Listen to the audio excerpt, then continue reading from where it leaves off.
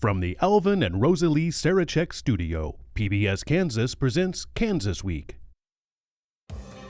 After a unanimous passage out of the House, a bill that would legalize test strips for fentanyl stalls in the Kansas Senate. Plus, abortion access takes the Kansas Supreme Court once again.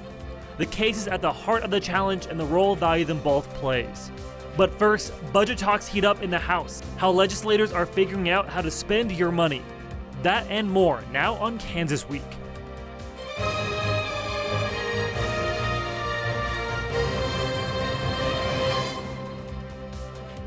I'm Jackson Overstreet, and this is Kansas Week. Now, while it only lasted 3 days, this week the legislature debated dozens of bills between both houses, including an over 300-page budget discussed and passed out of the House.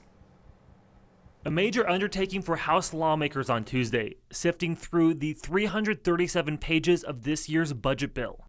You know, I get in trouble all the time because I say in committee and other places, well, in the old days, we used to do it this way. The old days for him meant breaking up the budget into several sections, each getting debated on the House floor. The Kansas Reflector reports that there was bipartisan agreement over the complaints of lack of transparency, but that, quote, after the 2-hour debate, House members set aside transparency concerns and advanced the budget bill that includes transfer of $500 million to the Rainy Day Fund, which would put the balance at $1.5 billion, and leaves the state with a $2.5 billion ending balance for the fiscal year that begins in July. The Reflector also says the bill does not include the governor's $169.5 million request for a 5% raise for state employees or the judicial branch's request for $16.3 million for a salary adjustment plan. The Reflector reports those items could be reconsidered in an omnibus bill when the lawmakers return in May. The bill was amended to block state agencies from adding new employees as well for the next fiscal year. Representative Stephen Owen, who introduced the amendment, told the chamber, "We're not taking the time that we need as an appropriation body to control spending. It's that simple." Now joining us this week, we have State Representative Henry Helgerson, a Democrat from East Borough here in Sedgwick County, Republican Senator Carolyn McGinn from Sedgwick, and then Chan Swaim, an investigative reporter from the Wichita Eagle. Now, thank you all for joining us today. And first, we're going to start with you, Representative Helgerson. You were the one, that kind of piece focused on some complaints about transparency when it came to just a massive bill that you guys discussed in the House this week. Just kind of elaborate a little bit more on kind of the feelings kind of as that thing was passed. Historically, the legislature, and the House in particular, has had 6, 7, 8 bills, appropriation bills, that we could take apart, look at. Over the last several years, the Republican leadership has decided not only are we only going to get the big bill that we passed this week, we're not even going to get an omnibus bill at the end of the session so that we can make compromises and changes on the House floor. It'll end up more and more that a few selected legislators in a conference committee will make the decisions on the budget, and or secret deals will be cut between the governor, the president, and the Speaker of the House. That's what I object to, taking the majority of legislators out of the process. Is that something, Senator, that you see as well coming from the opposite chamber, a lack of really a Senate and the body being able to look at these bills really in depth? So many years now we've had this thing called pay-go, and we did it because we were basically broke and you couldn't increase the budget unless you had to cut something in order to do that. So what that does, it decreases, as Representative Helgerson said, the amount of people that can participate in the whole budgeting process. Those of us that are on the committee, we kind of know what all is in it. But those that are not, they're hearing it for the first time on the floor. And they don't get to participate for their district if they want to add something.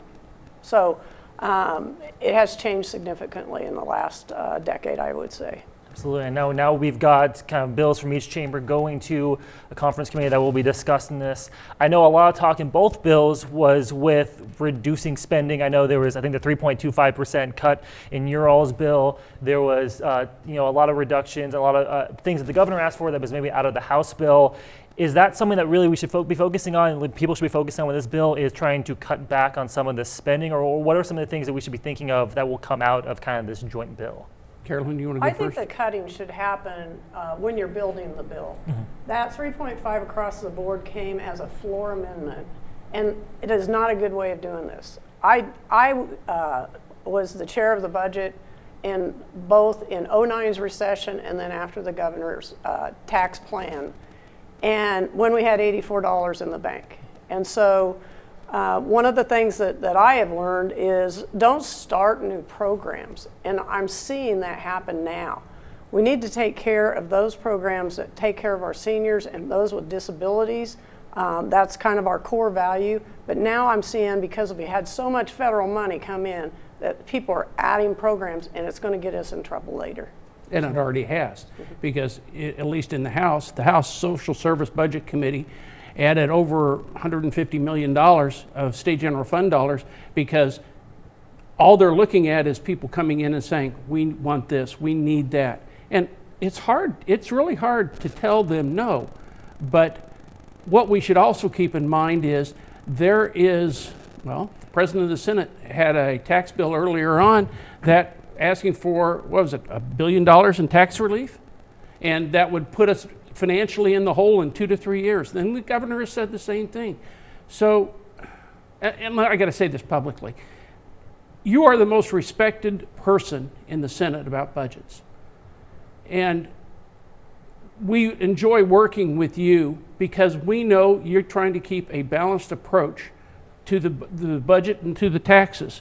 And that's also what we have going out of the House right now on a tax plan, is trying to keep it balanced.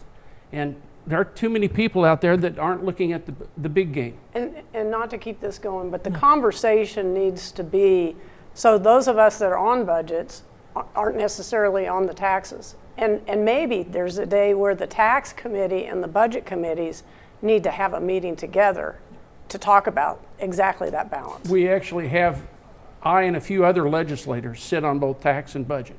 And so there is some continuity, and the chairman of tax met, with people from the budget to try to balance out how much we could afford and how we could pass something. And he's reached out to me as well. Has he? Now, the nice thing is that there will be more budget discussions. There'll be more time on Kansas Week, I think, to revisit this issue as we continue on this session. But quickly, we're next to the State House, and across from it, back on Monday, the Kansas Supreme Court heard oral arguments on 2 cases involving abortion regulation. One argument regarding being made about potentially excess regulations over abortion clinics.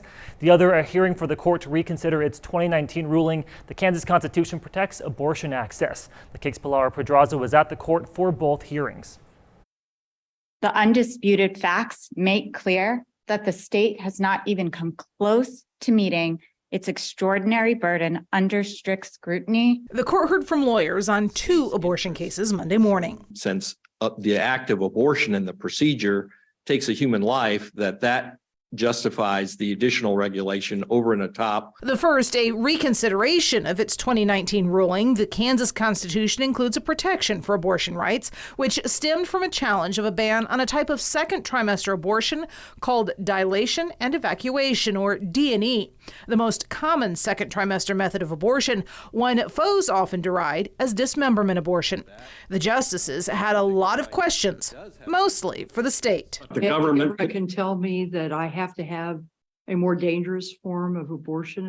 There's no evidence that that's a more humane way to die. It has a 20% failure rate. It sometimes takes a second dose for which there's no medical research on. So how can you say one's more humane than the other? That's something the state solicitor general said is normal. It was not unexpected.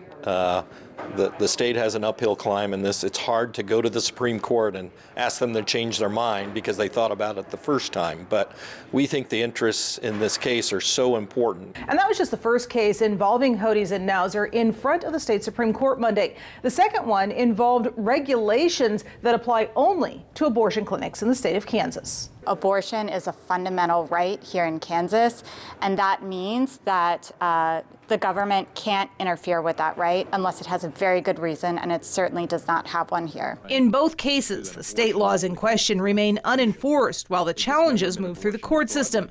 The challenger saying, to date, the state has failed to prove its case. Based on the facts that are in the record, the court has there's no other outcome other than to affirm the district court's ruling that the ban is unconstitutional. We're advocating for regulations that ensure safety of mothers who go in there to have abortions. That I think the public supports. Now, one of the arguments that we heard in those cases came from the Solicitor General about how the August 2nd vote, the value of them both vote, necessarily just showed that people don't want a full abortion ban, but that there may be open to some more restrictions. Chance, talking to voters from back in this summer and what you guys have heard from your readers and all that, is that a sentiment that you heard from a lot of voters, that they just wanted to stop the outright ban, or were they just kind of happy with protections as is? No, I think they are capable of reading that ballot where it cited, the Hode's decision, really, where which is interesting now that Roe has been overturned and Casey have been overturned at the federal level. Now at the state level, that Hode's decision was based on the Kansas Constitution, which Kobach and the Attorney General's office has made clear they don't agree with that decision. So they're looking for a way to have that overturned at the state level, similar to how Roe was overturned at the federal level, right? But if the state seems to be treating it as if that federal overturning of Roe overturned the Hode's decision, that the landscape has changed. Well, the Supreme Court's reasoning and logic was based on Article 1 of the Kansas Constitution. So I do think as the Solicitor General said, it is an uphill climb for the state there legally. But from my discussions with voters and throughout for the value of them both, the way the Solicitor General described that, as you mentioned, was that Roe, he was saying that the Dobbs decision decided that it should go back to the states for the legislature and the people to decide how to best regulate abortion or decide whether it should be legal or not. And then the Supreme Court said, well, what about the August 2nd vote, where there seemed to be an overwhelming majority of people who said, let's keep existing court precedent in place. So it was kind of, it seemed a little redundant, like we've done this before. Yeah. I watched it. It had been decided, the previous case, and the justices seemed a little perplexed by that too, that why are we arguing the same thing here when the state law hasn't changed. Yeah, real quick, Senator, I just want to ask you, I know at the beginning of the session, there was a news conference held by all the Republican leadership and all the Republican members, both of the House and the Senate. And one of the things that Senate President Ty Masterson brought up was that they didn't think that value of them both led to kind of a settled case. Could you kind of explain some of that thinking, that there may be trying to eat away at some of the, around the edges of that decision that happened? Well, some of the things that I've heard is that they felt like there would be, no bans or not bans, no exceptions. Mm-hmm. And that was kind of what was getting out there the last couple of weeks before the election. And so I think from what I've heard from my leadership, they said, no, that was never the goal. But we don't know. Mm-hmm. Because if it would have passed, we could have quite easily gone in and made everything as strict as we wanted to. I think some of the things that they're going over with the Supreme Court are some bills that we did pass that do provide safety for women that have chosen to have an abortion. And so I think those are things that should be looked at. Mm-hmm. And well, can I let me real jump quick, in? Representative. I think the majority of people believe that we made the decision in the state. The Supreme Court has made the decision in the state. And I understand how painful it is, but the majority of legislators that voted on some of these bills that we've been dealing with this session won't accept the fact that those two groups have said, no, it is a woman's right. And I have a lot of compassion and sympathy, but sometimes it's just that you can't accept that you lost. So what I heard from my constituents, though, was we don't trust the legislature to make these decisions for us. That's what I think happened in August. And that's what a common refrain that I know that I heard from voters. Now, we'll have to move on from the abortion discussion to one that I think has dominated a lot of the State House this year. From youth sports to bathroom access, transgender rights have been one of the biggest talking points, again, of the State House this year. And a bill that passed out of the Senate this week would now ban gender-affirming care for minors, including taking away the license of any doctor who performs gender reassignment surgery. Chung with the KSN Capitol Bureau takes us to the Senate floor for that debate. Well, the House and Senate are moving through bills this week. One moving up bans gender-affirming care for minors in the state. This now tacked on to another bill that already passed the House. Kansas lawmakers are taking up a bill banning gender-affirming care for minors. That might include surgery as well as pharmaceutical treatment for gender change. The bill would allow an individual who received gender reassignment surgery as a child to bring a civil cause of action against the person who performed the surgery. It would also take away a physician's license if they perform gender reassignment surgery on a minor. It gives that opportunity for someone that perhaps had that treatment and really didn't feel that they were given accurate information about what to expect, what to anticipate. It does allow for that legal recourse. But Democrats are pushing back. This bill is an affront to our families. The legislation is now tied to another bill that passed the House, which allows pharmacy technicians to continue distributing vaccines in the state even after a federal law expires next year. While this piece of the new bill has bipartisan support, Democrats say they can't get behind a ban on gender-affirming care. If parents have been involved in making any kind of decisions about their child under the age of 18, this bill does not allow it. And also, this bill is very overreaching in that it could remove a doctor's license. And the Senate recommended the bill for passage. Lawmakers are set to take a final action vote on Tuesday. If it passes as amended, the House will take it up next. For now, reporting at the Capitol, I'm Rebecca Chung. Now, Senator McGinn, you were one of 4 legislators, 2 Democrats and 2 Republicans that voted president on this bill itself. Is there a specific reason that couldn't get you to yes or no, an up and down vote on this bill? Well, this is a tough bill. On the surface, I think it kind of sounds like, why would anybody make these kind of changes before they're 18? You read some of your emails from some of these families and they're gut wrenching. Talking about their child being the wrong sex and the wrong body and that type of thing. And so there were some things that I had concerns about. One is, are we going to legislate everything? This seems like something that should be decided by parents, child, and the doctor is one thing. I think the other thing with the hormone restrictions, I had some concerns about. We use hormones for more than just transgender type of issues. Mm-hmm. And lots of times, children that are 18 and under may need some assistance from hormones. And so I wasn't quite sure where that was going to go. And then finally, the criminalization of doctors, when we need doctors, and so we're going to put them through this. So it's a tough issue. I'm sure we're going to have more debate. I'm sure we're going to try and override. And so we'll see where we're at then. Well, and you mentioned the override there. This is going to come to the House next. One of the trans bills that we saw this year when it came to youth sports passed narrowly the House with a veto-proof majority. When you're hearing a bill like this, do you anticipate, a similar situation in the House, Representative, or is it going to be something that you may hear a little bit more of that compassion when you hear from people and people in the area, some of the Republicans may hear that? I've already heard that compassion, and I probably feel pretty much like Carolyn. It's a very difficult vote. I clearly come down though that families, the individual, and the doctor keep the legislature out of it. And there are already rules that we have where needed, but in some ways, I know that some people feel real committed toward this issue, but in some ways it looks like it's a wedge issue, and you can gin up your base. And I deplore that among the Democrats, and I deplore it among the Republicans.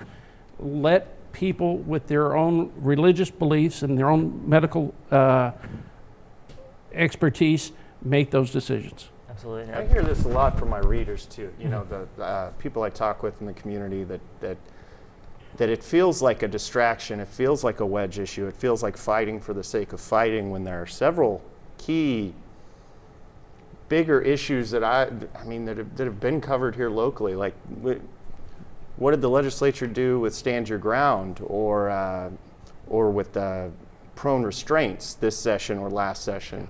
And we know the C.J. Lofton case has been a huge deal here in Wichita, but in Topeka it doesn't seem to have any action. You know, big issues here seem to fall through the gaps. Now, this is going to be an issue I think that we continue to discuss in the State House as we move forward. Now, there was one last topic for us today, the language in a bill that would legalize fentanyl test strips in the state that was removed and replaced with a law that would restrict state and local health officials from issuing orders that restrict the spread of infectious diseases. That happened this week. Now, it's a move that drew complaints from both sides of the aisle in the Kansas Senate. The Kansas Senate narrowly passed a bill that would restrict state and local health officials' ability to contain infectious diseases. But that is not what House Bill 2390 was originally written for, and that drew pushback from both Republicans and Democrats. I just think it's a really good bill. I'm not in favor of what the committee did with it, and so I'd like to see a no vote so that we can follow the House's lead on this important policy. Just for the body's clarification, this bill was gutted in committee and a bill that passed this chamber was inserted in it, but important legislation was deleted. The bill originally passed the House unanimously, creating a state overdose review board and legalizing test strips for fentanyl and the date rape drug. Senators in support of the change called the board the 26-member new board to look at a problem that was the job title of one of the people named to the board out of the KDHE. This was incredible, redundant government that's not necessary. Senator Megan, we are going to start with you again on this one because you actually voted against the bill that ended up that was gutted and turned into what it was. Talk to me a little about this decision and the discussion behind it. What happened there? Well, first off, we've already had a bill up that has the vaccinations and those types of things in there it's already been passed, and then we gutted fentanyl strips, which law enforcement is very interested in and would like to have. We have people dying all over this state, all over this country, and the fentanyl strips would help us identify those types of drugs. So part of it has to do with good public policy. And you know, you need somebody with a science or some kind of health background to help make these kinds of decisions. You wouldn't just go give it to the baristas or the people who pick up trash or whatever to make those decisions. So you do need to have a little bit of order. The other thing, though, I want to share, and it was not shared in caucus, I think somebody brought it up, they added meningitis to this. And I happen to know a young reporter who got meningitis in college, and his hands and his feet are deformed this day. He's just lucky he's alive. His roommate came home and found him and got him to the hospital. So that's very important, and as a Rotarian, these are the kinds of things that we like to fix. Absolutely. Representative Hellberger, I think these days it's hard to get a full unanimous vote on a bill like this. This is one that I know was very well supported in the House. When you see that go over to the Senate and just gut it like that, is there a chance for that bill in the House to come back again and for something to be worked out? Or what does that feel like when that happens? One individual made a comment when we were debating at the end on the appropriation bill, trying to get the fentanyl strips put in to the bill, and said this is your last chance because they don't think that the bill that the Senate had is going to be worked. Or, my feeling is, what are they drinking over there? Well, and didn't the bill pass 120 some to zero? A hand zero, I think it was to zero. Yeah, on your side. There was unified. There was no issues about it. Yeah. We're just all shaking our heads going, what's the Senate doing? Yeah, there's other bills that could have been gutted. Now, finally today, a bill is headed to the governor's desk that would have the State Board of Education create a firearm safety class for K through 12 schools, including the Eddie the Eagle program, which is an NRA designed lesson plan for K through 5 students. We go back to KSN's Rebecca Chung. The Kansas Senate voted 31-8 to pass a bill allowing local school districts to adopt gun safety training in schools. Have a healthy respect for guns and learn how to handle guns, learn to treat a gun safely. While some Democrats are backing the bill, others say it gives kids too much responsibility to know what to do when they're around unsecure firearms. Gun safety is extremely important, but this program has been found ineffective in that it puts the onus for keeping people safe on children instead of adults the appropriate party. The House passed the bill 78 to 43 earlier this month. The bill would require the State Board of Education to set guidelines for a standardized firearms safety training program for K-12 schools. For kindergarten and grades 1 through 5, the program would be based off of the National Rifle Association's Eddie the Eagle program, which teaches kids to stop and tell a grown-up when they come across a gun. We have a Second Amendment in our Constitution that guarantees our right to possess firearms, not to run away from them. This comes just days after a school shooting at a Christian elementary school. The shooter killed 3 9-year-old children and 3 adults. Constituents are looking for us to implement effective measures to reduce gun violence. This bill is not the answer. Now, really quickly, we're going to bring this back out to the table. Is this something that does need to be taught in K-12 schools, that we need gun safety for our kids? Yeah, I mean, if you're going to have guns, you should learn how to handle them safely. I took hunter safety. It's important if you're going to have guns, but the issue's not going to be solved. And this seems like getting into the classrooms again, the legislature, which, as we've talked about, seems to be kind of a theme here, that people are not trusting the decisions coming out of the legislature. It seems another wedge issue. This is Kansas. We love our guns. I wish we would have more safety taught to parents, because when I hear about a child just taking a gun off the coffee table, that scares me. Yeah, I agree. It scares us, but at the same time, we should spend time talking about some restrictions that are reasonable to the 80-90% of Kansans that would be expected in this state. You know, if you have a felon, you can't get a gun. You have tests. There are clear criteria to make sure that some people don't get guns. And really quickly, I know this is an NRA-backed legislation plan. You know, we'll quick any objection to an organization like that, you know, being part of the education when it comes to this. Special interest groups are, you know, the official sponsors of the Kansas legislature, so. And that was what most of the debate was all about. Yeah, that's true. Well, we appreciate your time. Thanks again, Carolyn, Henry, and Chance for joining me. We'd also like to thank our news partners at KSN News, Cake News, and the Kansas Reflector for sharing their materials with us. We'd also love to hear your ideas for future shows. Just be sure to email us at kansasweek@kpts.org. Now, for now, stay safe and have a great weekend.